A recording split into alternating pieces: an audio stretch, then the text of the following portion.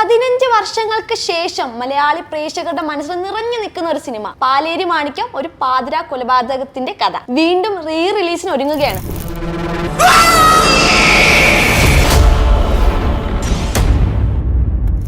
ശരിക്കും ഇക്കാലത്ത് ഈ ജനറേഷനിൽ പലതരത്തിലുള്ള സിനിമകൾ വരുന്നുണ്ട്. ഇപ്പൊ ത്രില്ലർ ആയാലും എന്റർടൈൻമെന്റ് ആയാലും റൊമാൻസ് ആയാലും. പക്ഷെ അക്കാലത്തെ സിനിമ എന്നൊക്കെ പറയുന്നത് നമ്മൾ എടുത്തു വെക്കാൻ പറ്റിയ ഒന്ന് തന്നെ. 15 വർഷത്തിന് ശേഷം വീണ്ടും ആ സിനിമ സാങ്കേതിക വിദ്യ ഉപയോഗിച്ച് വരാന്ന് പറയുമ്പോൾ തന്നെ മനസ്സിലാക്കണം എന്തോ ഒരു ക്വാളിറ്റിയിൽ എന്തോ ഒരു വ്യത്യാസം. പക്ഷേ ഒരുറപ്പ് ഞങ്ങൾക്ക് അന്നും ഒന്നുണ്ട്, പഴയ മാതിരി തന്നെ റിലീസ് ചെയ്താലും പ്രതീക്ഷയോടെ കാത്തിരിക്കുന്ന ഒരുപാട് ജനങ്ങളുണ്ട്. സിനിമയിലേക്ക് വരാൻ ആഗ്രഹിക്കുന്ന അല്ലെങ്കിൽ ഡയറക്ടോറിയൽ സെക്ഷനിൽ പോകാൻ ആഗ്രഹിക്കുന്ന ഏത് വശങ്ങളിൽ പ്രവർത്തിക്കാൻ ആഗ്രഹിക്കുന്നവർക്ക് ഇതൊരു പാഠപുസ്തകമാണ്.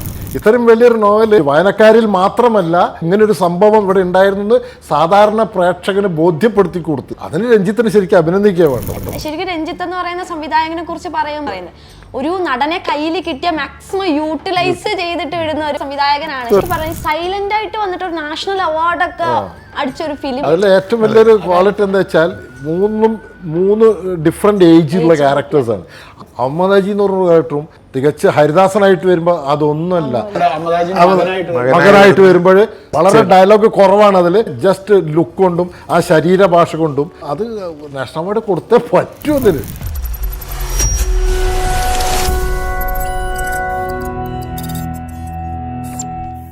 എല്ലാവർക്കും നമസ്കാരം. സെല്ലോന്റെ മറ്റൊരു എപ്പിസോഡിലേക്ക് ഏവർക്കും സ്വാഗതം. ഞാൻ ആമിന സലീം. 15 വർഷങ്ങൾക്ക് ശേഷം മലയാളി പ്രേക്ഷകരുടെ മനസ്സിൽ നിറഞ്ഞു നിൽക്കുന്ന ഒരു സിനിമ പാലേരി മാണിക്യം ഒരു പാതിര കൊലപാതകത്തിന്റെ കഥ വീണ്ടും റീ റിലീസിന് ഒരുങ്ങുകയാണ്. അപ്പൊ അതിന്റെ സന്തോഷം പങ്കിടാനായിട്ട് അതിലെ താരങ്ങൾ എന്റെ കൂടെ ഉണ്ട്.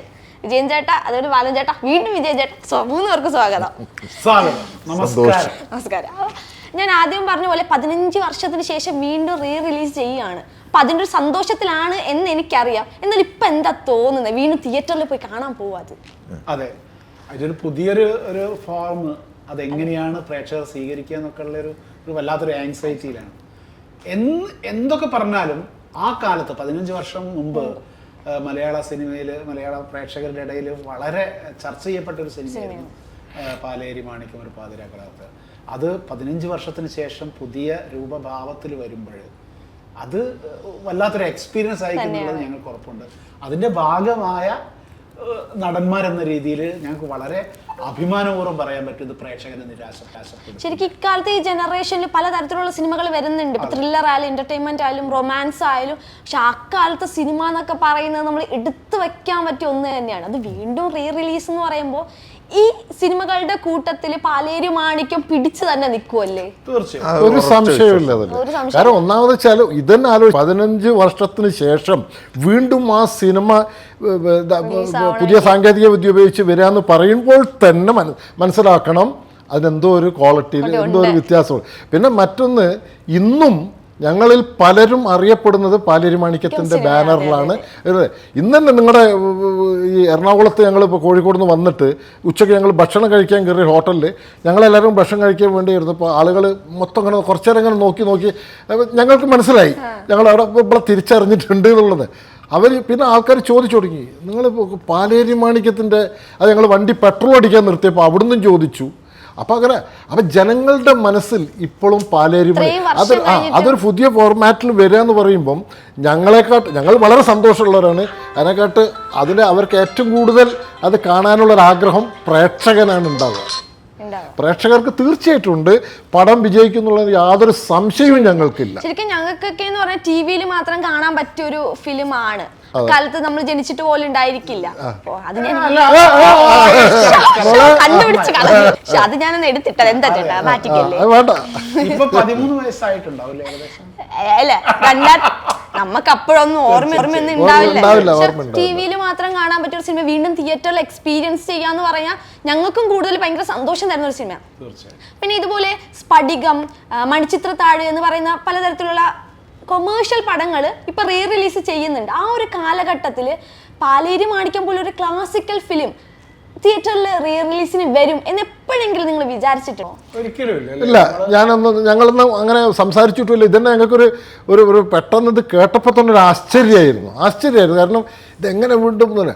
പക്ഷേ ഒരുറപ്പ് ഞങ്ങൾക്ക് അന്നും ഒന്നുണ്ട്, ഇത് ഒന്നല്ലെന്ന് പഴയ മാതിരി തന്നെ റിലീസ് ചെയ്താലും കാണാൻ ജനങ്ങളുണ്ട്, ആൾക്കാരുണ്ട്. പ്രതീക്ഷയോടെ കാത്തിരിക്കുന്ന ഒരുപാട് ജനങ്ങളുണ്ട്. മാത്രമല്ല ഇത് ഇന്നത്തെ ഒരു ന്യൂ ജനറേഷന് സിനിമയിലേക്ക് വരാൻ ആഗ്രഹിക്കുന്ന, അല്ലെങ്കിൽ ഡയറക്ടോറിയൽ സെക്ഷനിൽ പോകാൻ ആഗ്രഹിക്കുന്ന, അല്ലെങ്കിൽ മറ്റേതൊക്കെ സിനിമ ഏത് വശങ്ങളിൽ പ്രവർത്തിക്കാൻ ആഗ്രഹിക്കുന്നവർക്ക് ഇതൊരു പാഠപുസ്തകമാണ്. ഈ പാലേരിമണി കണ്ട് പല കാര്യങ്ങളും പഠിക്കാനുണ്ട് അതിൻ്റെ അകത്ത്. നമ്മൾ എത്ര കണ്ടാലും മടുക്കാത്ത ജോണറിൽ വരുന്ന ഒരു ഫിലിമാണ് ശരിക്കും പാലേരി മാണിക്യം എന്ന് പറയുന്നത്. ഒരു സിനിമയുടെ സമഗ്ര വിഷയങ്ങളും പ്രതിപാദിക്കുന്നുണ്ട്. അതായത് വേഷവിധാനം, അഭിനയം, സംഭാഷണം എല്ലാം പ്രതിപാദിച്ചു പോകുന്നു. അതിനകത്ത് ഏറ്റവും പറയേണ്ട ഒരു കഷ്ണം, അതിന് തികച്ചും ആ കഥയ്ക്കും ആ ഒരു സിറ്റുവേഷനും തികച്ചും അനുയോജ്യമായ സംഗീതം, അതിനനുയോജ്യമായ അത് പറയാതിരിക്കാൻ പറ്റില്ല. ഇപ്പൊ തുടക്കത്തിലുള്ള ഒരു പാട്ട്, അതും പാട്ട് മാത്രമല്ല, ഓരോ സീക്വൻസിലും കൊടുത്തിരിക്കുന്ന അതിന്റെ സംഗീതം, ബാക്ക്ഗ്രൗണ്ട് മ്യൂസിക്, അത് പറയാതിരിക്കാൻ വയ്യ. പിന്നെ ക്യാമറാമാൻ്റെ ഓരോന്നിനും അവൻ്റെ വളരെ അർത്ഥവത്തായ, ഇപ്പം നേരത്തെ വിജയം പറഞ്ഞ മമ്മൂട്ടി സാറിൻ്റെ വാതിൽ തുറക്കുന്ന അമതാജി, അങ്ങനെ തുടങ്ങിയ ഒരുപാട് സീനുകളുണ്ട്.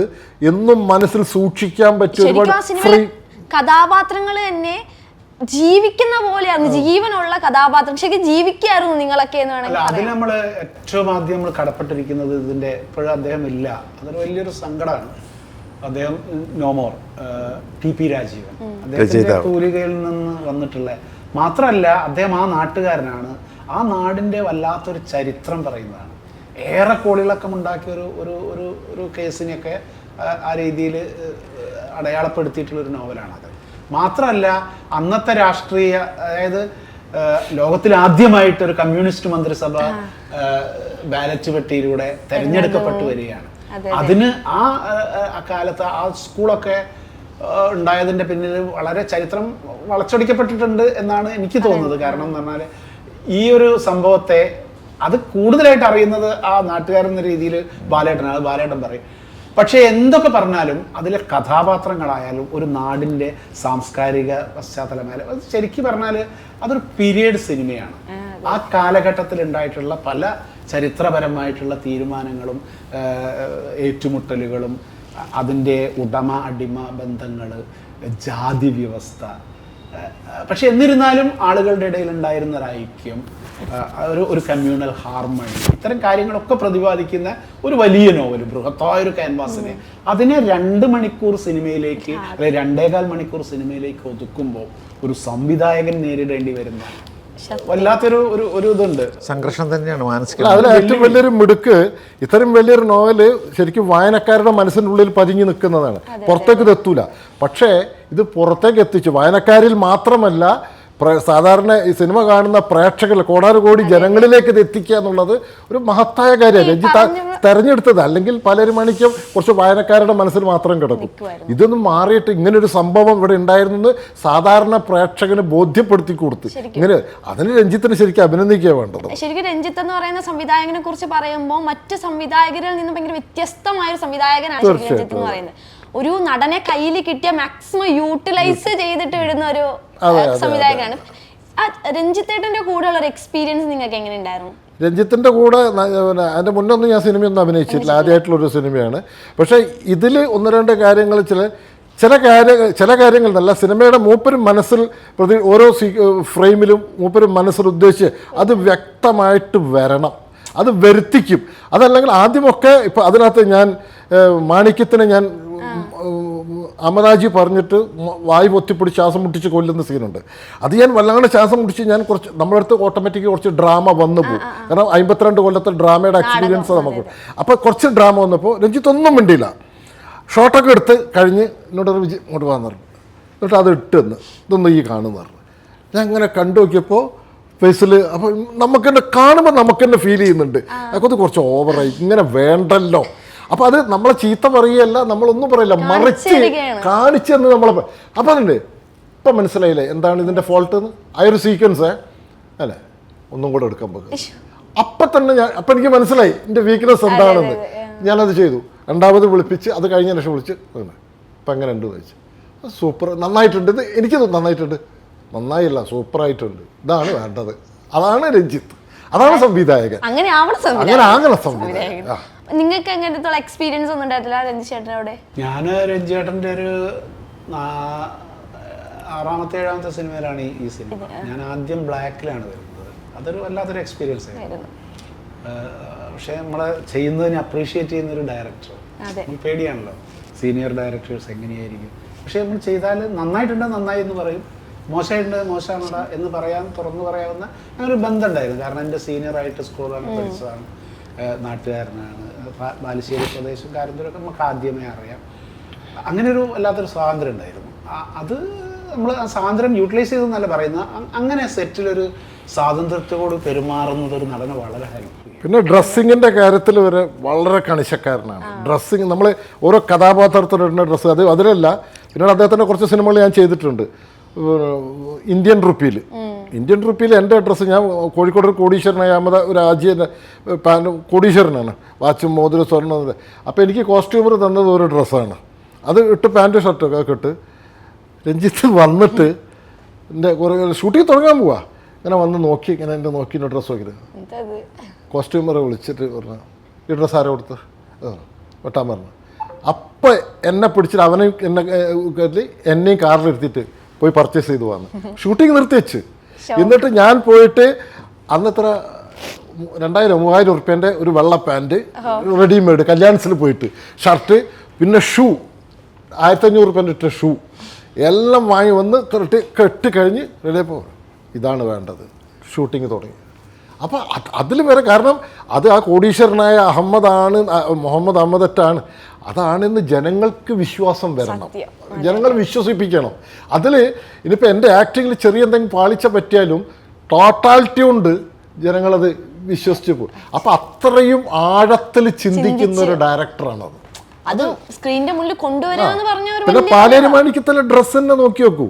എൻ്റെ ഡ്രസ്സ്, മമ്മൂക്കൻ്റെ 3 ടൈപ്പുള്ള ഡ്രസ്സ്, 3 തികച്ചും വ്യത്യസ്തമായിട്ടുള്ള അതിൻ്റെ വേഷഭൂഷ, അതിൻ്റെ ഒരു ഇത്, ഇദ്ദേഹത്തിൻ്റെത്, പിന്നെ വിജയൻ്റെത്, അങ്ങനെ നിങ്ങൾ പൊക്കൻ്റെത്, പിന്നെ ശ്വേതാമേനോൻ്റെത്, മൈഥിലീൻ്റെ ഒക്കെ ഡ്രസ്സുകൾ നോക്കിയാൽ എല്ലാത്തിലും മൂപ്പരെ കണ്ണെത്തും. എല്ലാത്തിലും അത് ആദ്യം കാണിച്ചു കൊടുക്കണം. ഇട്ട് കഴിഞ്ഞിട്ടില്ലെങ്കിൽ അപ്പം മാറ്റും. ഷൂട്ടിംഗ് നിർത്തിയാലും കുഴപ്പമില്ല, മാറ്റും. ആവശ്യമാണ് അത്. അന്വേഷകൻ എന്ന് പറഞ്ഞാൽ നമുക്ക് ചെയ്ത ക്യാരക്ടറില്ലേ, ആ ക്യാരക്ടർ ആസ് ഇറ്റ് ഈസ് നോവലിലുള്ള ക്യാരക്ടറാണ്. രാജീവനാണ് നോവലിൽ, രാജീവാണ്. ശരിക്കും നമ്മുടെ ക്ലാസിക് പടങ്ങളെ സംബന്ധിച്ചിടത്തോളം പാലേരി മാണിക്യം എന്ന് പറയുന്ന ഒരു സിനിമ കുറച്ച് ഡാർക്ക് ഷെയ്ഡിലുള്ള ഒരു ഫിലിമാണ്.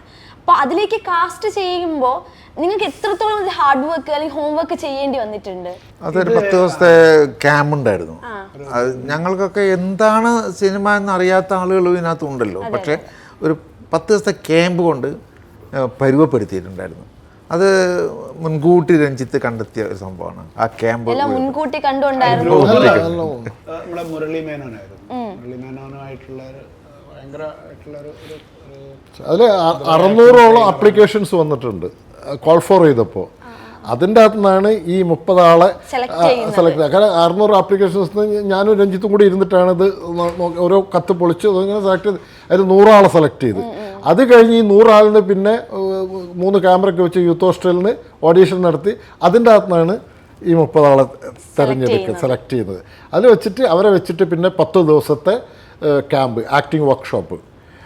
അതിൽ നിന്ന് ഏതാണ്ട് പിന്നെ അവിടെ ആക്ടിങ് വർക്ക്ഷോപ്പിലായിട്ടുള്ള ഏറ്റവും വലിയൊരു ഗുണം എന്താ വെച്ചാൽ ഉച്ചയ്ക്ക് ശേഷമുള്ള അത് അധികം പഴയ നല്ല നല്ല സിനിമകൾ കാണിക്കുക. ആക്ടിങ് പ്രാധാന്യം, ഇപ്പോൾ ഭരത് ഗോപിയുടെ, നെടുമുടിയുടെ, പലരുടെ നല്ല ആക്ടിങ് പ്രാധാന്യമുള്ള അതിൽ മലയാള സിനിമയിലെ പ്രഗത്ഭരായ ആക്ടേഴ്സ് ഉച്ചയ്ക്ക് ശേഷം അവിടെ വരും, ഞങ്ങളുടെ ക്യാമ്പിൽ വരും. എന്നിട്ട് ഇവർക്ക് ചോദിക്കാം, അവർ മറുപടി പറയുക, അവരുടെ അനുഭവങ്ങൾ പറയുക.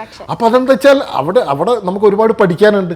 പിന്നെ എങ്ങനെ ഒരു ക്യാരക്ടർ നമ്മൾ ചെയ്തെടുക്കണം എന്നുള്ള അവരുടെ എക്സ്പീരിയൻസ് വെച്ചിട്ട് അതൊക്കെ ഈ വർക്ക്ഷോപ്പിൽ ഏറ്റവും ഗുണകരമായിട്ടുള്ളൊരു സാധ്യതയായിരുന്നു. അങ്ങനെ ഒരുപാട് കാര്യങ്ങളുണ്ട്. പിന്നെ ഞങ്ങൾക്കുള്ളൊരു വലിയ സങ്കടം, ഞങ്ങളുടെ കൂടെ അന്നുണ്ടായിരുന്ന 15 വർഷം മുമ്പ് ഈ സിനിമയിൽ ഞങ്ങളുടെ കൂടെ അഭിനയിച്ചിരുന്ന 7-8 ആളുകളും 9 ആളുകൾ. അതായത് ചേമഞ്ചേരി നാരായണൻ നായർ, വിക്രമൻ നായർ, അതേപോലെ ശശി കലിംഗ, ഷംസു മൈസൂർ, ഗോപിനാഥ്, ഹരിദാസ് മാഷ്, വിലാസിനി അടുത്തി, അങ്ങനെയുള്ള കുറേ ആളുകൾ, രചയിതാവ് TP രാജീവ്. അങ്ങനെ ഒരുപാട് പേര് അന്ന് 15 വർഷമായില്ലേ ചേട്ടാ, ഒരുപാട് പേര് അവർക്കൊരു വീണ്ടും റിലീസ് തിയേറ്ററിൽ കാണാനുള്ള ഭാഗ്യം. പക്ഷേ ശരിക്കും അവർ അവിടെ ഇരുന്ന് കണ്ട് സന്തോഷിക്കുന്നുണ്ടാവും. പക്ഷേ അവരെ ഈ മൺമറഞ്ഞു പോയ അവരെ ആയിരക്കണക്കിന് പ്രേക്ഷകർ ഇനി കാണാൻ പോവാ, ഞങ്ങളും കാണാൻ പോവാ, പോവാണ് അവരെ. അപ്പോൾ ഇങ്ങനെ പല ഓർമ്മകളും ഇങ്ങനെ തീർച്ചയായിട്ടും വരും. നമ്മളെ ക്യാമ്പിലുള്ള ഷൂട്ടിംഗ് സമയത്തുണ്ടായ ഒരുപാട് തമാശകൾ. കാരണം ഞങ്ങൾ ഈ പാലേരി മാണിക്യത്തിൻ്റെ എല്ലാവരും കോഴിക്കോട്ടുകാർ, എല്ലാവരും അതിൻ്റെ ഒരു ഏറ്റവും വലിയ കുറിച്ച് ഞങ്ങളെല്ലാ സുഹൃത്തുക്കളുമാണ്, എല്ലാവരും പരസ്പരം നാടകത്തിലൂടെ അറിയുന്നവരാണ്. അപ്പോൾ ഒരു ഷൂട്ടിങ്ങിൻ്റെ ഭയങ്കര ഒരു പേടിയോ അതല്ല, ഞങ്ങൾ പരസ്പരം ഇങ്ങനെ സുഹൃത്തുക്കൾ കഥകൾ പറഞ്ഞ് എല്ലാവരും ഇപ്പം ഞാൻ അഭിനയിക്കണം ഇവർ വന്ന് നോക്കൂ, അല്ലെ ഇവർ അഭിനയിക്കണം ഞാൻ, എന്നിട്ട് നമ്മളോട് തന്നെ ഇവർ പറഞ്ഞടാ അങ്ങനെയല്ലടാ ഇങ്ങനെ ചെയ്ത് നോക്ക്. അതെച്ചാൽ ഒരു കൂട്ടായ്മയുടെ ഒരു വല്ലാത്തൊരിതുണ്ട്, ഒരു വല്ലാത്തൊരു കൂട്ടായ്മ രൂപപ്പെട്ടിട്ടുണ്ട്. ആ കൂട്ടായ്മ ഇപ്പോഴും നിലനിൽക്കുന്നുണ്ട് എന്നുള്ളത് അതാണ് വലിയ കാര്യം. ശരിക്കും ഇപ്പോഴും ആ ഒരു മാനസിക ഐക്യം പരസ്പരം വേറൊരു സിനിമയ്ക്ക് അത് ചിലപ്പോൾ നമുക്ക് തരാൻ പറ്റില്ല. തികച്ചും അപരിചിതനായിരിക്കും എൻ്റെ കൂടെ അഭിനയിക്കുന്ന ആൾ, പക്ഷേ അയാൾ എങ്ങനെയായിരിക്കും ബിഹേവ് ചെയ്യാന്ന് നമുക്ക് അറിയാൻ പറ്റില്ല. എന്തെങ്കിലും ഞാൻ പറഞ്ഞാൽ വലിയ മിസ്റ്റേക്ക് ആവും. പക്ഷെ ഇത് അങ്ങനെയല്ല, അത് തുറന്ന് എല്ലാവരും പരസ്പരം അറിയുന്നവർ തുറന്നിട്ട് കഥാപാത്രത്തിൻ്റെ ഒരു മികവിന് വേണ്ടി പരസ്പരം ചർച്ച വരെ ചെയ്യുന്ന ഒരു സംഭവമുണ്ട്. അപ്പൊ അങ്ങനെ ഒരു വലിയ നല്ലൊരു എക്സ്പീരിയൻസ് ആയിരുന്നു. ഇപ്പോഴും ആ ബന്ധങ്ങൾ ഇങ്ങനെ നിലനിൽക്കുന്നുണ്ടല്ലോ, അതിന് വലിയ കാര്യമാണ്. നിലനിൽക്കുക മാത്രമല്ല, ഞങ്ങൾ ഈ വിട്ടുപിരിഞ്ഞ 9 ആളെ ഞങ്ങൾ ഓർക്കുന്നുണ്ട്, എല്ലാവരും ഓർക്കുന്നു. ഈ സിനിമ ഇറങ്ങുമ്പോ ഈ ലോകം മുഴുവൻ അവരെ വീണ്ടും ഓർക്കും, ഞങ്ങളും അവരെ ഒന്നും കൂടെ കാണും. അത് ആ ഒരു പ്രതീക്ഷയും കൂടി ഉണ്ട് ഞങ്ങൾക്ക്. ശരിക്കും അവര് അവിടെ ഇരുന്ന് സന്തോഷിക്കും. തീർച്ചയായിട്ടും അങ്ങനെ വിശ്വസിക്കാം നമുക്ക്. പിന്നല്ലാതെ കാണാത്ത ഒരു തലമുറ തന്നെ ഉണ്ടാവാം ചിലപ്പോൾ. നേരത്തെ പറഞ്ഞല്ലോ ജനിച്ചിട്ടില്ല എന്നൊക്കെ പറഞ്ഞല്ലോ, തമാശയായിട്ട് എടുത്താൽ മതി. അത് അത്തരം ഒരുപാട് അത് സംസാരിക്കുന്ന മേഡത്തിൻ്റെ ഏജിലുള്ള ആളുകളൊന്നും ഇത് സിനിമ കണ്ടിട്ടില്ല, ഇല്ല എന്ന് തന്നെ പറയാം. അത് വേറെ ആയിരിക്കും. അതെ, കണ്ടിട്ടില്ലാത്ത ഒരുപാട് കുട്ടികൾ, ഒരുപാട് പേര് ഇവിടെ ഉണ്ട്. അപ്പൊ അതിൽ ഞങ്ങൾക്ക് വലിയ സന്തോഷമുണ്ട്. വീണ്ടും ഞങ്ങൾ ഒരിക്കൽ കൂടി കാണാൻ പോകും. കാരണം അവരുടെ മനസ്സിലും കൂടെ ഞങ്ങൾ എത്തും. അത്ര ന്യൂ ജനറേഷന്റെ മനസ്സിലും കൂടെ ഞങ്ങൾ എത്തും. 15 വർഷം എന്ന് പറയുമ്പോൾ നിങ്ങൾക്ക് നിങ്ങളെ കാലത്ത് കുറച്ചും കൂടി ചെറുപ്പമായിരിക്കും. ഇപ്പൊ കുറച്ച് വയസ്സൊക്കെ ആയി. ആര് പറഞ്ഞു വയസ്സായിരുന്നു? വയസ്സൊന്നും ആയിട്ടില്ല. വയസ്സൊന്നും അങ്ങനെ ഞങ്ങളെ വയസ്സൊന്നും അക്സെപ്റ്റ് ചെയ്യണം. അല്ല, അങ്ങനെ ചെയ്യാൻ പറ്റൂല മോളെ. അങ്ങനെ നിങ്ങൾ ഇപ്പോഴും ചില്ലല്ലേ? ഇപ്പോഴും ഞങ്ങൾ പവർഫുൾ ആണ്. ഇപ്പോഴും ഞാൻ കുന്നുമ്പൽ വേലായുധം തന്നെയാണ്. ശരിക്കും ഞങ്ങളെ ഇപ്പൊ ഇരിക്കുന്ന പോലെ തന്നെ ഞങ്ങളെ 3 ആളെ കൈകെട്ടി കൊണ്ടുപോകുന്ന ഒരു സീനുണ്ട്. പോലീസ് അറസ്റ്റ് കൊണ്ടുപോകുന്ന ഒരു സംഭവമാണ്. ഞാൻ മുതുവൻ അഹമ്മദ്, ഇയാള് എടത്തേത്തൊടി കുഞ്ഞിക്കണ്ണി, അയാൾ കുന്നുമ്മൽ വേലായുധൻ. ഇവര് 3 ആളുകളാണെങ്കിൽ പ്രതികൾ എന്നുള്ള രീതിയിൽ കോടതിയിൽ കൊണ്ടുപോകുന്നുണ്ട്, സ്റ്റേഷനിലേക്ക് കൊണ്ടുപോകുന്നുണ്ട്. ഞങ്ങളെ ഒക്കെ ഇരുത്തിയിട്ട് ഒരു കൂട്ട ആൾക്കാരും ഉണ്ട് പിന്നാലെ നമ്മളെ ബാക്കിൽ നമ്മളെ കാണാൻ ഒരു എക്സ്പീരിയൻസ് ആയിരുന്നു. അതൊരു കാണുമ്പോഴാണ്, നമുക്ക് ഷൂട്ട് ചെയ്യുമ്പോൾ നമുക്ക് അത്ര അറിയില്ല. അത് പിന്നെ ആ സിനിമ ഇറങ്ങിയിട്ട് അത് കാണുമ്പോൾ വല്ലാത്തൊരു മാസ് ഞങ്ങളെ പിന്നെ ആ കാലഘട്ടത്തിലെ നാട്ടുപ്രദേശത്തുള്ള ഒരു കൂട്ട ആളുകൾ ഇത് കാണാൻ വരിക. ഇവരെ ബസ്സൊക്കെ ആ സിനിമയുടെ ഒരു പ്രത്യേകത അതാണ്. ആ കാലത്ത് ബസ്സൊക്കെ വരുന്ന ഒരു മുന്നില് ഭാർഗവ വണ്ടി അങ്ങനെ പഴയ കാലത്തുള്ള അത്ര ക്യാരക്ടേഴ്സ്. ഗണപതി ചെട്ടിയാർ എന്ന് പറഞ്ഞിട്ട് ബസ്സിലെ ഡ്രൈവർ, അതേപോലെ മുരുകൻ പോലീസ് എന്നൊക്കെ പറഞ്ഞിട്ടുള്ള, ശരിക്കും പറയുകയാണെങ്കിൽ തികച്ചും വ്യത്യസ്തമായൊരു നല്ല അനുഭവമായിരുന്നു പാലേരി മാണിക്യം. അതിൻ്റെ റിസൾട്ട് ആ സിനിമയ്ക്ക് ഉണ്ടെന്നാണ്. അത് ഞങ്ങളത് മാത്രമല്ല, ഡയറക്ടറത്, പ്രൊഡ്യൂസർമാരത്, അവരുടെ നല്ലൊരു സഹായ സഹകരണങ്ങൾ ഞങ്ങൾ കൂടി ഉണ്ടായിരുന്നു. സൈലന്റ് ആയിട്ട് വന്നിട്ട് ഒരു നാഷണൽ അവാർഡൊക്കെ അടിച്ചൊരു ഫിലിമാണ്. എപ്പോഴെങ്കിലും ഷൂട്ട് ചെയ്യുന്ന സമയത്തോ അല്ലെങ്കിൽ സ്ക്രിപ്റ്റ് വായിക്കുന്ന സമയത്തോ അല്ലെങ്കിൽ റിലീസിന്റെ സമയത്തെങ്കിലും വിചാരിച്ചിട്ടുണ്ടോ ഇങ്ങനെ നാഷണൽ അവാർഡൊക്കെ കിട്ടും? പക്ഷേ സിനിമ റിലീസ് ചെയ്ത് കണ്ടപ്പോൾ തന്നെ നമുക്ക് പ്രതീക്ഷയുണ്ട്. അങ്ങനെയല്ല, നമുക്ക് പ്രതീക്ഷിക്കാലോ അതെന്തെങ്കിലുമൊക്കെ രീതിയിൽ അത് ശ്രദ്ധിക്കപ്പെടുന്നുള്ളൂ. കാരണം അങ്ങനെ 3 ക്യാരക്ടേഴ്സിനെയാണ് മമ്മൂക്ക ചെയ്തിട്ടുള്ളത്. അതിൽ ഏറ്റവും ടോപ്പായിട്ട് എനിക്ക് തോന്നിയത്, എൻ്റെ പേഴ്സണൽ അഭിപ്രായം, അഹമ്മദ് ഹാജി തന്നെയാണ്. അഹമ്മദ് ഹാജിന്റെ ക്യാരക്ടർ ഒരുപാട് മാനങ്ങളുള്ളതാണ്. പിന്നെ ഇപ്പൊ അതിന്റെ ക്ലൈമാക്സ് ഒന്നും വെളിപ്പെടുത്താൻ പറ്റില്ലെങ്കിലും പിന്നീട് അത് അറിയുമ്പോൾ റിയലായി എന്താണ് സംഭവിച്ചതെന്നൊക്കെ അറിയുമ്പോൾ നമുക്ക് അഹമ്മദ് ഹാജിനെ എങ്ങനെ ഈ രീതിയിൽ, അതാണ് ശരിക്കും നടന്നത്. പക്ഷെ അതിൽ ഏറ്റവും വലിയൊരു ക്വാളിറ്റി എന്താ വെച്ചാൽ 3 ഡിഫറെൻ്റ് ഏജിലുള്ള ക്യാരക്ടേഴ്സാണ്.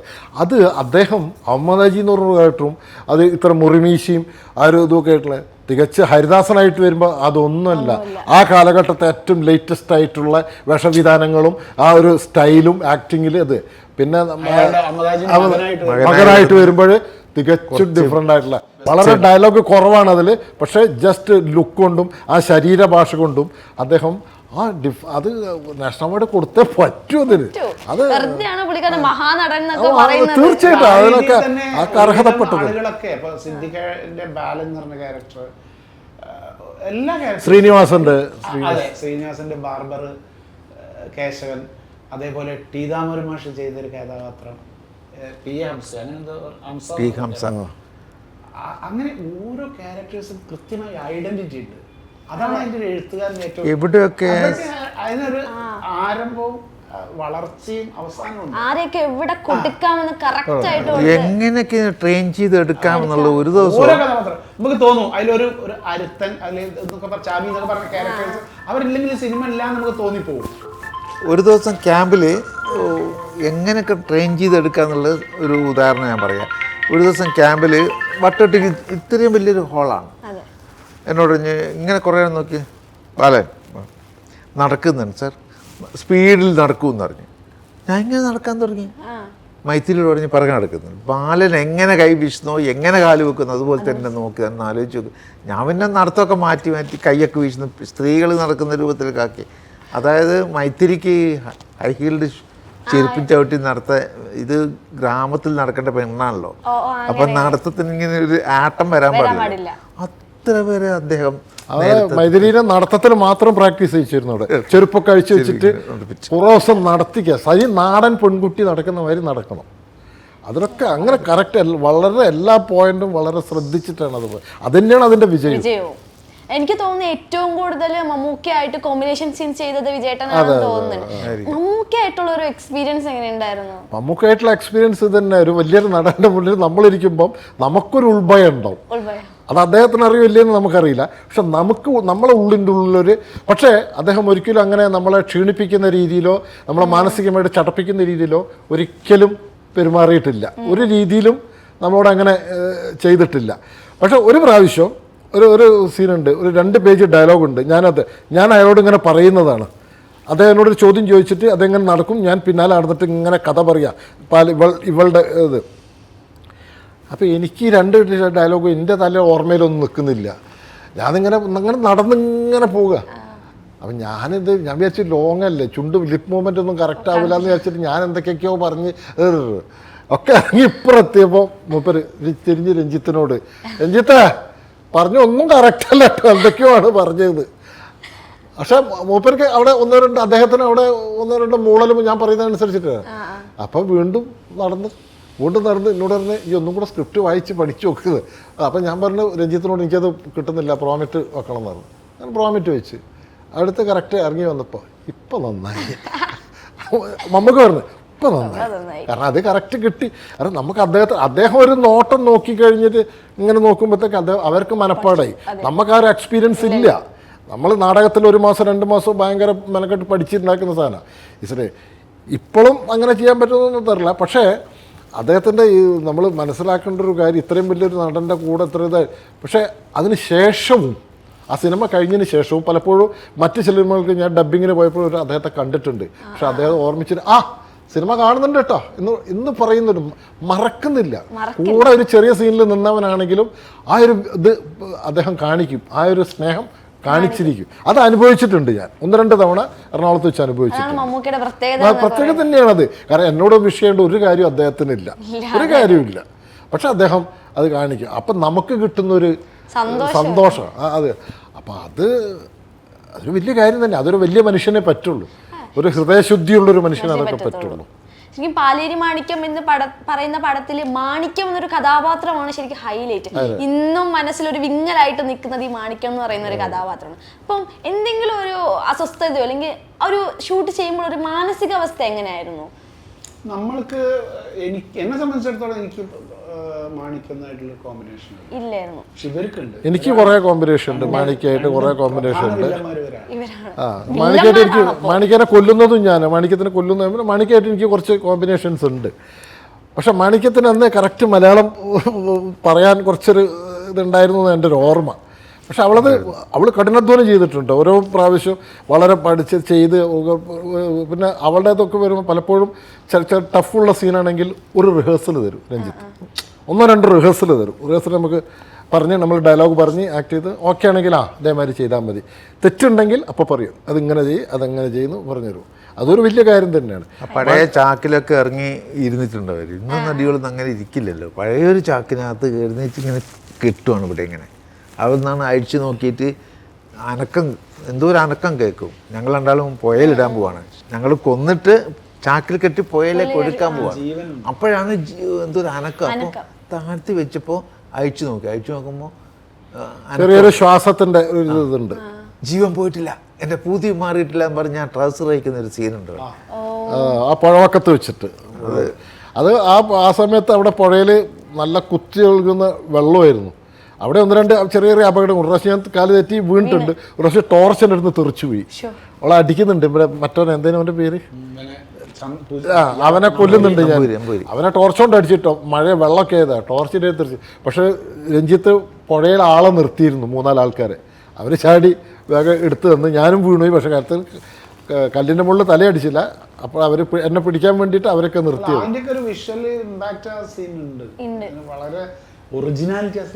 കാരണം കുത്തി ഒഴുകുന്ന പുഴ നിറച്ച് ഉരുളൻ കല്ലുകളൊക്കെ അതിന് പറ്റി പറഞ്ഞാല് ഒരു കോംപ്രമൈസും ചെയ്യാറില്ലാത്തൊരു ഡയറക്ടർ.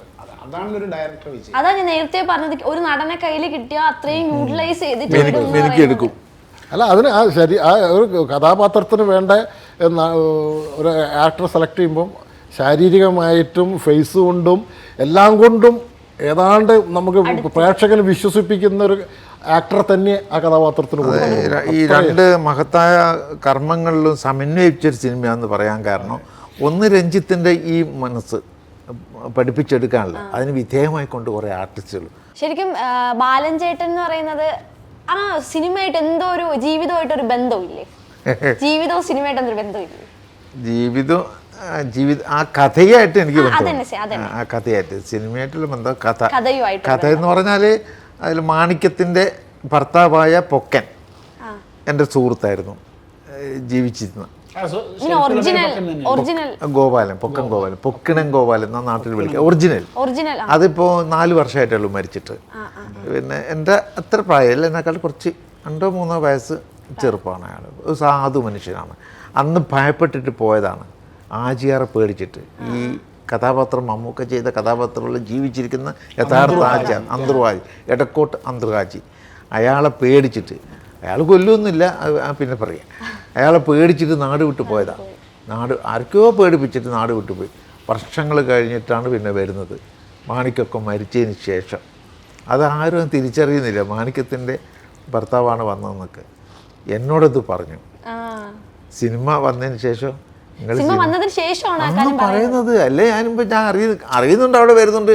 സിനിമ വന്നതിന് ശേഷമാണ് ഇയാൾ ഗോപാലനോ പാവം മനുഷ്യൻ ഇവിടെ പോയതൊക്കെ ശരിയാണ്. 4 വർഷമായിട്ടാണ് മരിച്ചിട്ട്. പിന്നെ അതോടൊപ്പം തന്നെ ഈ ഇതിനകത്ത് പ്രധാനപ്പെട്ട വേഷം ചെയ്ത പൊക്കൻ, ഈ പൊക്കൻ്റെ വേഷം ചെയ്ത ശ്രീജിത്ത് കൈവേലി ഇന്ന് വേറൊരു വർക്കിലായോടെ ഇവിടെ നിന്ന് വരാതായിപ്പോയി. അതിനകത്തൊരു മന്ത്രവാദം നടക്കുന്നുണ്ട്. ഒരു ഞങ്ങളുടെ നാട്ടിൽ ഇപ്പോഴും അത്യാവശ്യം ചില വീടുകൾക്ക് നടക്കുന്നുണ്ട്. ഗർഭിണിയായ സ്ത്രീകൾക്കൊക്കെ പ്രേതത്തിന് ഒഴിപ്പിക്കുന്നത് ഇങ്ങനെ ഒരു ചിത്രം വരക്കും. കളം വരച്ചിട്ട് കളത്തിനകത്ത് ഇങ്ങനെ സൈഡിലിങ്ങനെ ഇരുത്തും. എന്നിട്ട് ഇങ്ങനെ മണികുലിക്കിട്ട് ഇങ്ങനെ ചൊല്ലും. ഇപ്പോഴും അതൊക്കെ ഉണ്ടോ? അത്യാവശ്യമുണ്ട്. ഞാനൊക്കെ കുട്ടിക്കാലത്ത് പ്രചാരമായിട്ട് എല്ലാ വീട്ടിലും ഉണ്ടായിരുന്നു. എൻ്റെ പെങ്ങളൊക്കെ നടത്തിയിട്ടുണ്ട്. എൻ്റെ വീട്ടിലാണ് ഇത് നടത്തിയത് യഥാർത്ഥത്തിൽ. അങ്ങനെയൊക്കെ പിന്നെ എൻ്റെ വീട്ടിലടുത്ത് ഞാൻ കാണൂലേ കൊച്ചുനാളിൽ. അത് എന്ത് ചെയ്യണം, ഈ കോഴീനെ, ഈ കർമ്മി കോഴീനെ പിടിച്ചിട്ട് കഴുത്തിലെ തൂവൽ അങ്ങോട്ട് മാറ്റി കടിച്ച് പറിക്കും. ഇതൊക്കെ ഞങ്ങൾ കണ്ണടച്ച് കുത്തി പേടിച്ചിട്ട് കടിച്ച് പറിക്കുന്ന ചോര കുടിക്കും. എന്നിട്ട് ആ ചോര ഒരു ചെമ്പ് പാത്രത്തിൽ വെച്ചിട്ട് ഇങ്ങനെ ആ പെൺകുട്ടിയുടെ ഇങ്ങനെ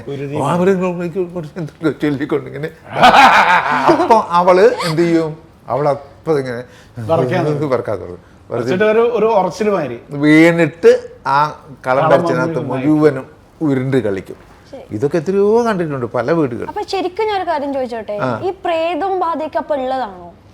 അങ്ങനെ ഒരു സംഭവമേ ഇല്ല. പ്രേതം അത് വിശ്വാസമല്ലേ, അതൊരു വിശ്വാസത്തിന്റെ പുറത്ത് അവര് ജീവിച്ചത്. ആ പൂജാരി അയാളുടെ ചിങ്കിടിയൊക്കെ ജീവിച്ചു പോണ അങ്ങനെയാണ്. അത് രണ്ടിതിലുണ്ട്. അതിൽ തന്നെ കാണിക്കുന്നുണ്ട്, മുസ്ലിം സമുദായത്തിലും ഉണ്ട്. പ്ലേറ്റിന്റെ അകത്ത് സിനിമയിലുണ്ട് അത്. ഖുറാനിന്റെ എഴുതിയിട്ട് അതിനകത്ത് വെള്ളം പറഞ്ഞിട്ട് അത് കലക്കിയിട്ട് കുടിക്കുക. ആയത്തൊക്കെ എഴുതിയിട്ട് അയാള് കൈ കൊണ്ട് ഇങ്ങനെ അത് അതങ്ങനെ അന്നത്തെ കാലത്ത് അങ്ങനെയൊക്കെ ഉണ്ട്. ഇതിങ്ങനെ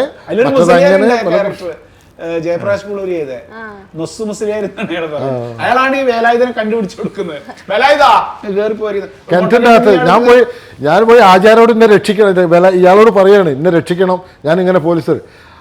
അപ്പം മൂപ്പര് എനിക്ക് പറഞ്ഞു തരാണ്, ഇതുവരെ കാര്യം ആ കിണറ്റിന്റെ അകത്ത് പോയി ഒളിച്ചോ. അങ്ങനെ ഉണ്ട്. മൂപ്പരുണ്ട് എന്നിട്ട് പോലീസിനെ കൂട്ടി കൊണ്ടുപോയിട്ട് എന്നെ പഠിപ്പിക്കുന്നത്. ആ കിണറ്റിന്റെ അകത്ത് ഒരു അനുഭവം. ഗുരുവായൂരപ്പൻ കോളേജ് ആ കിണറ് 10-40 പഴയ കാലത്ത് യുദ്ധത്തിൻ്റെ ഒക്കെ പഴയ ബ്രിട്ടീഷുകാരുടെ കാലത്തൊക്കെ ആയുധങ്ങൾ കൊണ്ടിട്ട് പോയി. പിന്നെ അതൊക്കെ കഴിഞ്ഞ് ഇപ്പോഴത്തെ കള്ളുടിയന്മാർ കുപ്പി കൊണ്ടുവിടലും അതിനകത്ത് നിറച്ച് ഇഴവർഗ്ഗങ്ങളും ഉണ്ട്. അത് കാട് പിടിച്ച് കിടക്കുക, പാറയാണ്, നിറച്ചു പാറ. അപ്പം അതിങ്ങനെ ഇവരൊക്കെ വൃത്തിയാക്കി ടയറൊക്കെ ഇട്ട് ഇതാക്കി പാമ്പിനെ കൊന്ന് അങ്ങനെ എന്തൊക്കെയോ വെള്ളുള്ളിയിൽ ഒരു ചാക്കറ്റ കൊണ്ടിട്ടിരിക്കുന്നു ഇടിച്ചിട്ടൊക്കെ. ഇതൊക്കെ ചെയ്തൊന്നുമില്ലായിരുന്നു. അവസാനം ഇങ്ങനെ കയറിൻ്റെ മുകളിൽ കോണി കെട്ടിയിട്ടാണ് ഇറങ്ങേണ്ടത്. ഞാൻ കയറിൻ്റെ മുകളിൽ നോക്കി കിണർ കണ്ടപ്പോൾ തന്നെ നമ്മളെ പകുതി വരച്ചിരിക്കുന്നത്. കാരണം വീണാൽ എടുക്കാൻ ഉണ്ടാവില്ല. അപ്പം പിന്നെ ഇറങ്ങാൻ പിന്നെ നിവൃത്തിയില്ലല്ലോ, ചെയ്യണ്ടേ. ഇറങ്ങി ഒരു 3-4 പടി ഇറങ്ങിയപ്പോഴത്തേക്ക് പൊട്ടി. എന്തോ നല്ല കാലത്ത് എനിക്ക് കയറിൻ്റെ മുകളിൽ പിടുത്തം കിട്ടി. നിലത്ത് വീണതാണ്, തലയൊക്കെ തെറിച്ചു പോകും. കാരണം പാറയാണ് നിറച്ചു, എല്ലൊക്കെ പൊട്ടി നുറുങ്ങിപ്പോവും. ഒരു ഫോട്ടോ അത് കഴിഞ്ഞ് ഇവരെല്ലാം കൂടെ പിടിച്ച് വലിച്ച് കയറ്റിന്നെ. കയറ് വരെ പിടിച്ചിട്ടുണ്ട്. പുറത്ത് നമ്മളെ ബോയ്സ്, ലൈറ്റ് ബോയ്സും മറ്റെല്ലാം കയറ് പിടിച്ചിട്ടുണ്ട്. അവരെല്ലാം കൂടെ എന്നെ വലിച്ച് കയറ്റി.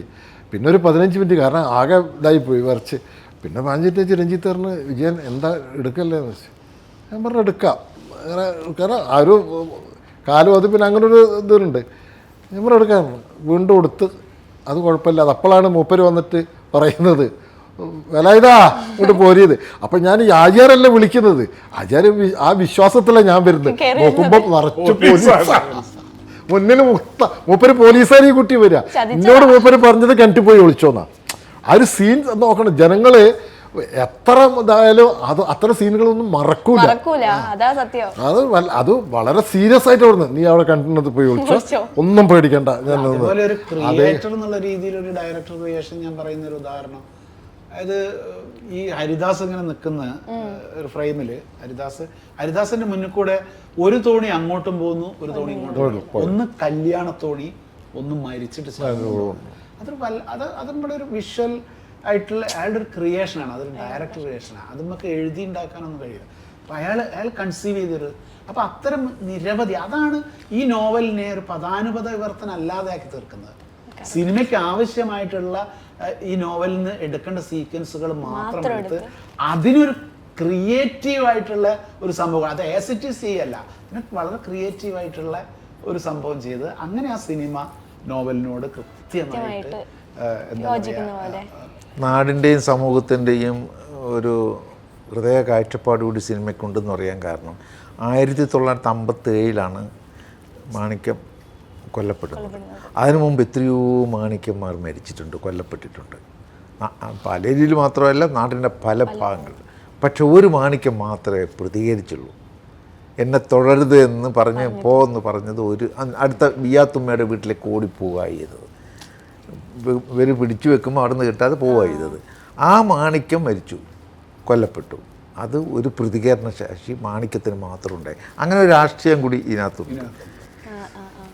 ശരിക്കും ഈ ചേട്ടൻ ക്രിയേഷൻ്റെ കാര്യം പറഞ്ഞപ്പോൾ പഴയകാല സിനിമകളിൽ നിന്ന് നമ്മുടെ പുതിയ ജനറേഷനിലെ സിനിമകളിൽ വരുമ്പോൾ ക്രിയേഷനിൽ ഒരുപാട് മാറ്റങ്ങൾ വരുന്നുണ്ട്. അപ്പം നിങ്ങൾക്ക് തോന്നിയൊരു വ്യത്യാസം എന്താ? ഇപ്പോൾ ഒരുപാട് ഇത് കണ്ടു വന്ന ആൾക്കാരാണ് നിങ്ങൾ, പലതരത്തിലുള്ള സിനിമകളും ഏറ്റവും നല്ലത് നമ്മളൊരു മേക്കിംഗ്, അതായത് ഒരു രീതി. പണ്ടൊക്കെ ശരിക്കും ഒരു സിനിമേൻ്റെ ഒരു ജോണർ വിജയിച്ചു കഴിഞ്ഞാൽ അതിൻ്റെ കോപ്പികളായിരുന്നു വന്നത്. എന്നിട്ട് ഡിഫറൻ്റ് ആയിട്ട് ചിന്തിക്കാൻ തുടങ്ങി. സിനിമ ആ രീതിയിലേക്ക് നമ്മളുടെ കൈപ്പിടിയിലേക്ക് ഒതുങ്ങിക്കഴിഞ്ഞു. ഒന്നാമത് നമ്മുടെ ടെക്നോളജീൻ്റെ വളർച്ചേനെ വളരെ സ്വാധീനം. നമുക്ക് ഏതൊരു കോൺസെപ്റ്റ് നമ്മൾ ചിന്തിച്ചു കഴിഞ്ഞാലും അതിനെ ശരിക്ക് അത് റിയലി ഒരു കോൺക്രീറ്റ് ഐഡിയ ആക്കി മാറ്റിയിട്ട് നമുക്കത് ചെയ്യാനുള്ള സാങ്കേതിക വിദ്യ വികസിച്ചു. പിന്നെ ഇതിന് വേറെ വിഷയം, പണ്ട് നമ്മൾ മലയാള സിനിമ ഒട്ടുമിക്കതും നോവലിന് ബേസ് ചെയ്തിട്ടുണ്ട്, വളരെ കുറച്ച് സിനിമകളാണിത്. ഇന്നതല്ല, ഇന്ന് നമ്മുടെ ഒരുപാട് ശരിക്കും പറഞ്ഞാൽ സബ്ജക്റ്റിന് ദാരിദ്ര്യം ഇല്ലാതെയായി മാറി. അത്രയും സബ്ജക്റ്റുകളുണ്ട്. അത് പലരും വളരെ വൃത്തിയായിട്ട് ഭംഗിയായിട്ട് എടുക്കുന്നുണ്ട്, വളരെ വൃത്തിയായിട്ട് ഭംഗിയായിട്ട് ഇപ്പോഴത്തെ യുവാക്കൾ ഭംഗിയായിട്ട് എടുക്കുന്നുണ്ട്. പക്ഷെ അവർക്ക് ഒരു പഠനമായിട്ട് ഇതിനെ ഉപയോഗിക്കാം. പാലേരി മാണിക്യത്തെ ഇതൊക്കെ കാണുമ്പോൾ ഇതിനൊക്കെ ഒരു നോവൽ സിനിമയായിട്ട് ഈ കാലഘട്ടത്തിൽ ഇറങ്ങിയിട്ടുണ്ടല്ലോ ആടുജീവിതം എന്ന് പറയുന്നത്. ആടുജീവിതം സൂപ്പറായിട്ട് നല്ലൊരു സിനിമയാണ്. അതൊക്കെ വേറെ അല്ല, അതിന് ശേഷം ഇപ്പം എടുക്കുന്ന ചെറുപ്പക്കാരെടുക്കുന്നത് നമുക്ക് ഇതാക്കാൻ പറ്റില്ല. വളരെ ഭംഗിയായിട്ടുള്ള സിനിമകൾ അവരെടുക്കുന്നുണ്ട്. പക്ഷെ അവർക്ക് ഇത്തരം സിനിമകൾ ആടുജീവിതമായാലും ഇതായാലും ഇതൊരു പഠനത്തിന് ഉപകരിക്കും അവർക്ക്. ശരിക്കും ഓരോ ജനറേഷൻ മാറും തോറും ഓരോ ഡയറക്ടേഴ്സ് അല്ലെങ്കിൽ നടന്മാരും നടിമാരൊക്കെ എല്ലാം മാറും, ചിന്ത മാറും, ഓരോരുത്തരുടെ ചിന്തയും മാറും. നമ്മളെ പണ്ടുള്ള ആളാണോ ഇപ്പൊ നമ്മള്? അല്ല, ഭക്ഷണം കഴിക്കുന്നതിന് വ്യത്യാസമുണ്ട്. പണ്ടത്തെ ഭക്ഷണമാണ് നമ്മൾ ഇന്ന് പലരും കഴിക്കുന്നത്. അല്ല, മിഠായി തിന്നുന്നതിൽ വ്യത്യാസമില്ല. ബുൾബിൾ മിഠായിയും നാരങ്ങ മിഠായി ഇപ്പൊ കിട്ടാണ്ടോ? വേറെ ഓരോ ചോക്ലേറ്റുകളും അതല്ലേ നിങ്ങൾ വരെ കഴിക്കുന്നത്. അപ്പൊ എല്ലാത്തിലും വ്യത്യാസങ്ങൾ ഉണ്ടായിട്ടുണ്ട്. ജീവിതത്തിൽ, മനുഷ്യ ജീവിതത്തിൽ പലതിലും വ്യത്യാസം. അപ്പൊ ഇത്തരം ചിന്തകളിൽ വ്യത്യാസമുണ്ട്, ഒരുപാട് അനുഭവങ്ങളിൽ വ്യത്യാസമുണ്ട്. ചിന്ത വരുമ്പോഴേ ഉള്ളല്ലോ ഒരു ക്രിയേഷൻ നടക്കുന്നത്. മറ്റേത് ആസിറ്റീസ് അതിനെ കോപ്പി ചെയ്യൽ മാത്രമല്ലേ. അപ്പം അങ്ങനെയാണ് ഞാൻ ഇപ്പം മലയാളത്തിൽ ഇറങ്ങിയിട്ടുള്ള ചില സിനിമകൾ വളരെ പ്രേക്ഷകനെ ആകർഷിച്ചിട്ട്, പേരൊന്നും എടുത്ത് പറയുന്നില്ല, പക്ഷെ സമീപകാലത്ത് ഇറങ്ങിയ പല സിനിമകളും ആളുകളെ ചിന്തിപ്പിച്ചിട്ടുണ്ട്, ഇങ്ങനെ സിനിമ ചെയ്യാം. അപ്പോൾ അതൊരു വലിയൊരു എന്താ പറയാ, അതൊരു വല്ലാത്തൊരു പോസിറ്റീവ് എനർജി ഈ മേഖലയിൽ. പക്ഷെ ഇതിന്റെ ഇടയ്ക്കില് ഇപ്പോഴും പാലേരി മാണിക്യം പ്രൊജക്ട് ചെയ്ത് നിൽക്കുന്നുണ്ട്. അതാ പഴയ സിനിമകളുടെ പ്രത്യേകത. അതാ ഇപ്പൊ നമ്മൾ സ്ഫടികമായാലും മണിച്ചിത്രത്താഴായാലും ഇന്നും മനസ്സിൽ ഇങ്ങനെ നിൽക്കുവാണ് സിനിമയൊക്കെ. എത്ര പുതിയ സിനിമ വന്നാലും അതങ്ങനെ തന്നെയായിരിക്കും. പിന്നെ എന്റർടൈനർ എന്നുള്ളതിലുപരിയായിട്ട് മറ്റുള്ള സിനിമകളിലൊക്കെ ഇതിൽ വന്ന റിലീസ് ചെയ്ത് വന്നകളിൽ ഒരു ഇത് മാത്രമാണ് ശരിക്കും പറഞ്ഞാൽ എന്റർടൈൻമെന്റ് സേക്ക് മാത്രം. പക്ഷെ ഈ സിനിമയ്ക്ക് വേറൊരു സംഭവമുണ്ട്. ഒരു പ്രദേശത്തിന്റെ ചരിത്രം, ആ പ്രദേശത്തിന്റെ ഒരു സംസ്കാരം ഒക്കെ പറയുന്ന ഒരു സിനിമ കൂടിയാണ്. അങ്ങനെ ഒരു സംഭവം കൂടിയുണ്ട്. ഈ പ്രദേശത്തിന്റെ കാര്യം പറഞ്ഞപ്പോൾ സ്ലാങ്ങിന്റെ ഒരു സംഭവം വരുന്നത്, ആ സ്ലാങ്ങിലൊന്ന് സംസാരിക്കാൻ പറ്റുമോ? അത് അദ്ദേഹത്തിനെ പറ്റുള്ളൂ, ആ നാട്ടിലുള്ള. യു ക്യാൻ കം ഓൺ ബാലൻ ചേട്ടാ. എന്തിനാ കുഞ്ഞുമോളെ ഞാൻ കേൾക്കുന്നത്? എനിക്ക് എന്ത് തിരിയാൻ? ഞാൻ പറഞ്ഞാൽ ഒന്നും തിരിയല്ല. നേരം പോലത്തെ മോന്തിയാ നേരെ പറഞ്ഞാൽ എനിക്ക് തിരിയില്ല. പിന്നെ എന്നെ കൊണ്ട് വെറുതെ പറയിക്കണം. എനിക്കെല്ലാം തിരിയും, പറഞ്ഞതെല്ലാം തിരിഞ്ഞിട്ടുണ്ട്. അതല്ല കറക്റ്റ് പാലേരി മാണിക്യം ഇവരുടെ ആ കറക്റ്റ് സ്ലാങ് അല്ല നമ്മൾ സിനിമയിൽ ഉപയോഗിച്ചു. കോഴിക്കോടൻ സ്ലാങ്, കോഴിക്കോടൻ കൊളോക്കിയൽ ഇതാണ് ഏറ്റവും കൂടുതൽ ഉപയോഗിച്ചത്. കാരണം ഈ ഭാഷ ഇവർക്ക് പറയാൻ പറ്റും, നമുക്ക് പെട്ടെന്ന് മാത്രമല്ല സിനിമ എടുത്താൽ അത് കറക്റ്റ് കമ്മ്യൂണിക്കേറ്റ് ചെയ്തോളണമെന്നില്ല. ഈ ഒരു ഇതിൽ പോകും. പക്ഷെ ഇപ്പോഴുള്ളൊരു ട്രെൻഡ് അതാണ് സ്ലാങ് പിടിക്കുക എന്നുള്ളത്. അങ്ങനെ എനിക്ക് തോന്നുന്നു, എൻ്റെ ഒരു പേഴ്സണൽ അഭിപ്രായം. അപ്പൊ പല സിനിമകളും നമ്മൾ ഒഴിവാക്കപ്പെട്ടിട്ടുണ്ട്. അത് തിരുവനന്തപുരം സ്ലാങ്ങാ വേണ്ടത്. എന്തുകൊണ്ട് തിരുവനന്തപുരം സ്ലാങ് നമ്മൾ പ്രാക്ടീസ് ചെയ്തുകൂടാ? അതിൽ ഏറ്റവും വലിയ ഉദാഹരണം ആരാ? പാറശാല മുതൽ കാസർഗോഡ് വരെയുള്ള ഭാഷ പറഞ്ഞ നമ്മുടെ മഹാനായ നടനാണ് അല്ലേ? കൃത്യമായിട്ട് അദ്ദേഹം അങ്ങനെ ആർക്കും പറ്റും. അത് എന്താണ്? അതിനുള്ള മനസ്സ് വേണം, ഡെഡിക്കേഷൻ വേണം. അല്ലാതെ ഒരാളെ നിങ്ങൾ തിരുവനന്തപുരം സ്ലാങ് പറയില്ല, നിങ്ങൾ സിനിമയിൽ വേണ്ടെന്ന് പറയുന്നതല്ലല്ലോ. നമ്മൾ ചലഞ്ച് ആയിട്ട് എടുക്കും. അവസരം കിട്ടാനാണെന്ന് കൂടി ഭംഗീന്ദ്രനെ സൂചിപ്പിക്കാൻ ആഗ്രഹിക്കുകയാണ്. അപ്പൊ അവസരമാണ് നമ്മൾ ചോദിക്കാതെ ചോദിച്ചതല്ലേ? ഇതെല്ലാരും മനസ്സിലാക്കണം. ഈ 15 വർഷം മുമ്പ് പാലേരി മാണിക്യം ഞങ്ങൾ ചെയ്തു എന്നുള്ള സംഭവം ശരിയാണ്. ഇനിയും ഞങ്ങളിൽ അത്തരം യൗവനം അവശേഷിക്കുന്നുണ്ട്. ഞങ്ങൾ സജീവമായിട്ട് സിനിമയിൽ നിലനിൽക്കണം എന്ന് ആഗ്രഹിക്കുന്നു. അതാ പറയുന്നത്, ചർമ്മത്തിൽ മാത്രമേ ഉള്ളൂ ഈ ലുക്ക്. മനസ്സിലായോ? മറ്റതില് ഫുൾ ശക്തിയാന്നല്ലേ? തീർച്ചയായിട്ടും ഈ സിനിമ ഒന്നുകൂടി ആളുകൾ ഇടയിലേക്ക് ഇറങ്ങി ചെന്ന് ആ കഥാപാത്രങ്ങൾ ഇടത്തെ തൊടി കുഞ്ഞിക്കണ്ണം ചെയ്ത് അയാൾ കുഴപ്പമില്ലോട്ടോ, മറ്റേ ഒന്നുമല്ല വിലായത് മുതുവൻ അഹമ്മദ് കുഴപ്പമില്ലോട്ടോ, ഒരു നമുക്ക് ഈ പടത്തിൽ യൂസ് ചെയ്താലോ എന്നൊക്കെ ചോദിക്കാനുള്ളൊരു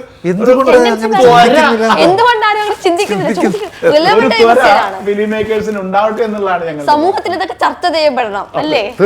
ഞങ്ങളുടെ മുമ്പിൽ ചോദ്യം ചോദിക്കുക, ക്യാമറ പിടിക്കുകയൊക്കെ ചെയ്യുന്ന ആളുകളൂടെ മനസ്സിലേക്ക് കിടക്കട്ടെ. ഇങ്ങനൊരു അല്ല, ഇതിലിപ്പോൾ രണ്ട് കാര്യമുണ്ട്. ഇപ്പോൾ സിനിമ നാളെ മറ്റന്നാൾ റിലീസ് ആയാലും അത് കാണുമ്പോഴൊരു പോവാം. പിന്നെ ഇപ്പത്ര ഈ ചാനലിലുള്ള ഈ ഇന്റർവ്യൂ കാണുമ്പോൾ പിന്നെ സിനിമ കാണുന്നവർ ഈ പറഞ്ഞ ആൾക്കാർ അതിൽ എത്ര ഡിഫറെൻ്റ് ആയിട്ടാണ് അവർ ചെയ്തത്. അത് ഞങ്ങൾക്കൊരു പ്ലസ് പോയിന്റ് ആണ്. തീർച്ചയായിട്ടും അതാണ് അല്ല, അത് വേണം, വേറെ ആരും പൊക്കൂല. അപ്പോൾ ഞങ്ങൾക്ക് ഇത്രേ പറയാനുള്ളൂ. 4-ാം തീയതി ഈ സിനിമ തിയേറ്ററുകളിൽ റിലീസാവുകയാണ്. ഒരിക്കലും ഈ സിനിമ നിങ്ങളെ നിരാശപ്പെടുത്തില്ല. ഇത് ഞങ്ങൾ മുമ്പേ പറഞ്ഞ പോലെ തന്നെ ഇതൊരു സിനിമയുടെ അതായത് മൈൽ സ്റ്റോൺ ആണ്. ഇതൊരു നമ്മളിങ്ങനെ കടന്നു വന്ന മലയാള സിനിമയുടെ ചരിത്രത്തിലെ ഒരു നാഴികക്കല്ലാണ് പാലേരി മാണിക്യം. അത് നിങ്ങൾ എന്തായാലും തിയേറ്ററിൽ പോയിട്ട് എക്സ്പീരിയൻസ് ചെയ്യണം. ഇതിൻ്റെ ഒരു ദൃശ്യ ശ്രാവ്യ ഭംഗി കൃത്യമായിട്ട് നിങ്ങൾക്ക് ആസ്വദിക്കണമെങ്കിൽ തിയേറ്ററിൽ പോകണം. തിയേറ്ററിൽ പോയിട്ട് തന്നെ കാണണം. എല്ലാവരും ഈ സിനിമ കണ്ട് വിജയിപ്പിക്കണം. ഒരിക്കൽ കൂടി ഞങ്ങൾ പറയുന്നു, ഈ സിനിമയുടെ ഭാഗമാവാൻ കഴിഞ്ഞത് ഞങ്ങളുടെ പൂർവികർ ചെയ്ത പുണ്യമായിരിക്കാം, അല്ലെങ്കിൽ ഞങ്ങൾ തന്നെ ചെയ്ത പുണ്യമായിരിക്കാം. അതൊരു കൃത്യമായിട്ട് ഞങ്ങൾ ഈ സിനിമയുടെ ഭാഗമായി എന്നുള്ളത് വളരെ അഭിമാനപൂർവ്വം ഞങ്ങൾ പറയുന്നു. ഒരിക്കൽ കൂടി ഞങ്ങൾ പറയുന്നു, യു ജസ്റ്റ് എക്സ്പീരിയൻസ്, ഒരു തിയേറ്റർ എക്സ്പീരിയൻസ് ആയിരിക്കും നിങ്ങളെ സംബന്ധിച്ചിടത്തോളം ഇത്. സുഹൃത്തുക്കളെ, ഈ നോവലിസ്റ്റിനെ എഴുതിയിട്ടുള്ള പാട്ടുണ്ട് ഇതിൽ. അത് സംഗീതം ചെയ്തത് ബിജിബാലാണ്. പക്ഷെ ആ സംഗീതത്തിലല്ല ഞാൻ പാടുന്നത്. ആ ട്യൂൺ എനിക്ക് അത്രയും അങ്ങോട്ട് വഴങ്ങില്ല. ഇത് ശരിക്ക് ഒരു നാടൻ പാട്ടിൻ്റെ രീതിയിലാണ്. പൂമാതേ പൊന്നമ്മ പാട്ടിൻ്റെ ഒക്കെ ഏകദേശം ഒരു ട്യൂണിൽ വരുന്നതാണ്. പൂമാതേ പൊന്നമ്മ എല്ലാം ഇവർക്ക് മനസ്സിലാവണമെന്നില്ല. പൂമാതേ പൊന്നമ്മ എന്ന് പറഞ്ഞ പ്രസിദ്ധമായ പൂമാതേ പൊന്നമ്മ പാട്ടേട്ടാൽ ഏക്കം കൊര മാറും വീക്കം മാറും മാരനില്ല പെണ്ണിന് മാരൻ വരും എന്ന് പറയുന്ന പോലെ പാലേറും നാടായ പാലേരിയില് പാടി പതിഞ്ഞൊരു പാട്ടുണ്ടല്ലോ പാലേരി മാണിക്യം പെണ്ണോരുത്തി പാതീര നീന്തി കടന്ന പാട്ട് അവള ചേറലെ മീനിന്റെ ഒപ്പം നീന്തി കളിച്ചു വളർന്ന പെണ്ണ് എന്നിങ്ങനെ മാണിക്യത്തിനെ വിവരിക്കുന്ന ഗംഭീരമായ വരികളുണ്ടായില്. അത് ടി.പി. രാജീവൻ എന്ന മൺമറഞ്ഞു പോയ നമ്മളുടെ ഈ നോവലിസ്റ്റിന്റെ രചനയാണ്. അത് ഈ സിനിമയിൽ ഉപയോഗിച്ചിട്ടുണ്ട്. അത് പൊളിച്ച് ഓക്കെ, സന്തോഷം. സന്തോഷിക്കുന്നു. ഓക്കെ.